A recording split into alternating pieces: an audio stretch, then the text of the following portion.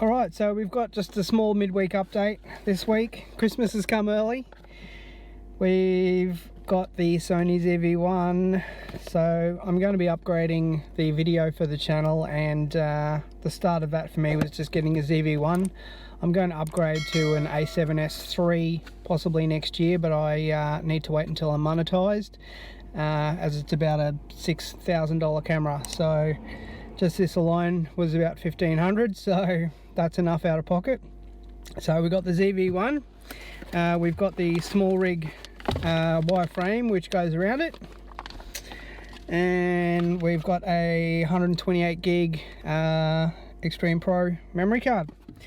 So you'll be seeing the results of the new camera over the next about 3 weeks. I'm probably about 4 weeks actually. I'm about 4 weeks ahead at the moment, so you'll be seeing the new camera videos probably coming out 4 to 5 weeks time. So stay tuned.